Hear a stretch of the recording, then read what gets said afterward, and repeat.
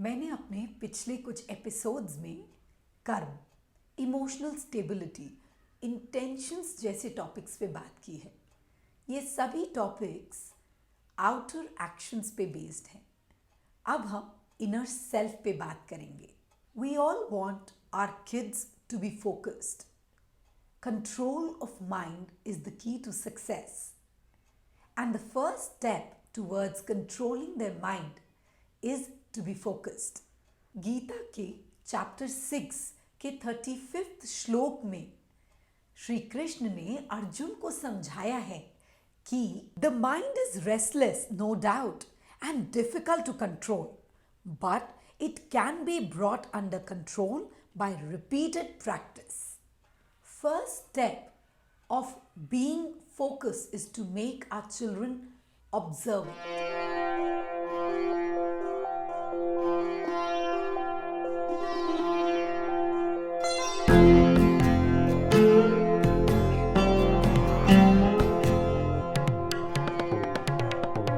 नमस्ते, मैं हूं पलक तिवारी गायकवाड़ और आप मुझे देख रहे हैं मेरी series how can Bhagavad Gita help in parenting पर.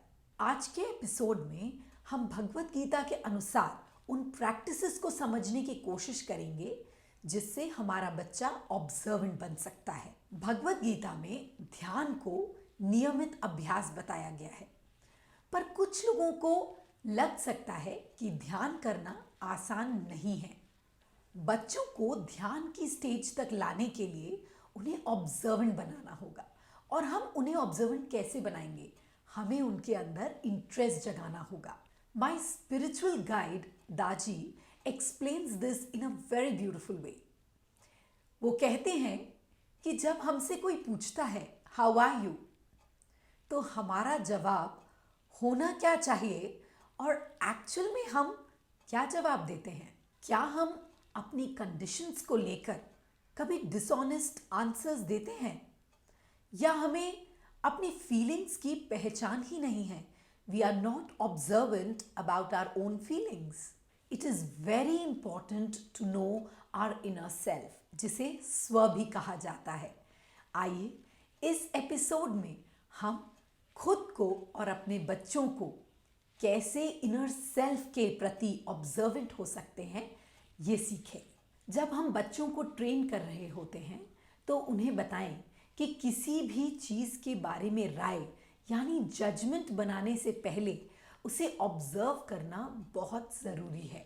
मैंने पहले भी कहा है कि बच्चे को ऑब्जर्वेंट बनाने के लिए उसके अंदर इंटरेस्ट जगाना होगा. जब हमारा बच्चा छोटा होता है तो वो उन चीज़ों में इंटरेस्ट लेता है जिसमें हम पेरेंट्स इंटरेस्ट लेते हैं. पेरेंट्स की हर चॉइस बच्चे की लाइफ को बहुत इन्फ्लुएंस करती है. जब बच्चा बड़ा हो जाता है so it's a different matter all together. उसके इंटरेस्ट्स उसकी इनर वॉइस पे डिपेंड करते हैं, और ये इनर वॉइस हम उसे किस तरीके का एनवायरनमेंट और सराउंडिंग्स दे रहे हैं उस पे डिपेंड करता है. While they are growing, their ability to borrow interest from their surroundings and begin to be observant accordingly will create their destiny. हम अपने बच्चों की इस एबिलिटी को एनहांस करने के लिए बहुत कम उम्र से उन पर काम कर सकते हैं. हमें अपने बच्चों की इस एबिलिटी को एनहांस करने के लिए उनके सेंसेस पर उनकी शुरुआती उम्र से उन पर काम करना चाहिए. जैसे कि लिसनिंग एबिलिटीज़ को एनहांस करने के लिए शांत वातावरण में चुपचाप अपने बच्चे के साथ बैठें और उससे पूछें कि उसे क्या क्या सुनाई दे रहा है. एक चिड़िया की आवाज़ या अलग अलग चिड़ियाओं की आवाज़, या मोटर बाइक, कार आदि के हॉर्न्स, उसे क्या क्या सुनाई दे रहा है. दरअसल ऐसा करने से हमारे बच्चों के अंदर धीरे धीरे फोकस्ड होके सुनने की काबिलियत बढ़ जाती है. इसी तरीके से हम अपने बच्चों की देखने की क्षमता पर काम कर सकते हैं. अक्सर अपने बच्चों से पूछा करिए what all they can see around. Whenever you get a chance, कि आप अपने बच्चों के साथ किसी फ्रेंड के घर विजिट कर रहे हैं और वहाँ से वापस आते हैं, तब अपने बच्चों से ज़रूर पूछें कि उन्होंने कौन से डायरेक्शन से उनके घर में एंट्री ली, सोफ़े कौन से कलर के थे, वहाँ कितने सोफ़े थे, वॉल्स कौन से कलर की थी, अंकल आंटी ने क्या पहना हुआ था, उनके कितने बच्चे थे और उन बच्चों के साथ उनकी क्या कॉन्वर्जेशंस हुई। Try to take interest in their conversations ताकि आपको पता चल पाए कि आपका बच्चा कितना ऑब्जर्वेंट था ड्यूरिंग द एंटायर विजिट। शुरू में हमने बच्चे के देखने और सुनने की क्षमताओं पर काम किया। इसी तरीके से हम अपने बच्चों की टच और स्मेल के सेंसेस पर काम कर सकते हैं। अब हम समझेंगे कि बच्चों के फीलिंग्स पर कैसे काम किया जा सकता है।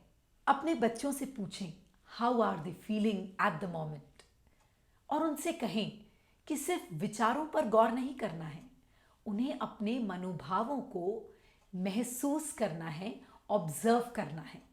अब हम एक सिमिलर सिचुएशन में हैं। जिस तरीके से हमारे बच्चे शांत वातावरण में बैठ के और अलग अलग आवाज़ों को सुनने की कोशिश कर रहे थे, उसी तरीके से वो अपनी अंदरूनी फीलिंग्स को, अपने मनोभावों को समझने की कोशिश कर रहे हैं।